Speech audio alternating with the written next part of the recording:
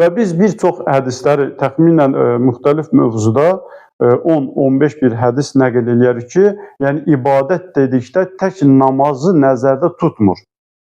İbadət dedikdə, yəni bildiyimiz gözəl əməllər, gözəl sözlər, gözəl işlər, gözəl yaxşı əməllər, bunların hamısı ibadət sayılır.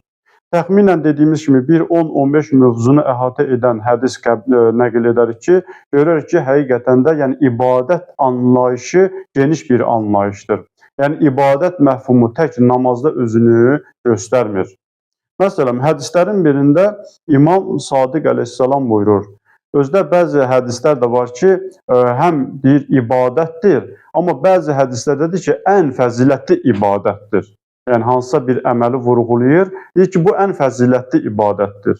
Bəzi hədislərdə deyir ki, ibadət budur, bəzilərində deyir ki, ən fəzilətli ibadət.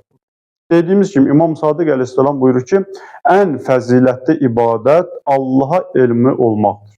Yəni insan Allahı tanıyar, Allaha mərifəti olar, Allaha imanı olar, Allahın buyurduqlarına əməl eləyər, Allaha elmi olar. Deyir, bu ən fəzilətli ibadətdir və onun qarşısında, Allahın qarşısında təvazökar olar. Yəni Allahın əmrlərinə qarşı müti olar, təvazökar olar.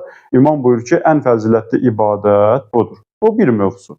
Digər bir mövzunu əhatə edən bir hədis, İmam Cavad əleyhissalam buyurur ki, ən fəzilətli ibadət əməllərin ixlaslı olmasıdır. Yəni sənin əməllərin Allah üçündürsə, sən əməlləri qurbətən ilallah edirsənsə, əməllərini saf niyyətlə edirsənsə, imamın sözünün, hədisinin nəticəsi budur ki, yəni o əməllərin ixlaslı olması belə ən fəzilətli ibadətlərdəndir. Görür ki, burada da bir mövzuya imam toxunur. Ya Allah Resulü Həzrəti Muhammed sallallahu aleyhi və aleyhi və səlləm buyurur ki, ən fəzilətli ibadət nədir? Əl-fiqhu deyir, yəni düşünmək, təfəkkür etmək. Görürsünüz, burada da Peyğəmbər tamam başqa bir mövzunu bizə çatdırır.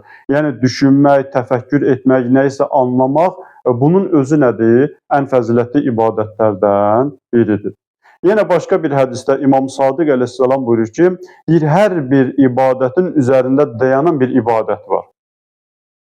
Və hubbuna əfdalul ibadat. İmam burada buyurur ki, biz əhl-i beytə olan məhəbbət, biz əhl-i beytə olan sevgi ibadətlərin ən üstünüdür.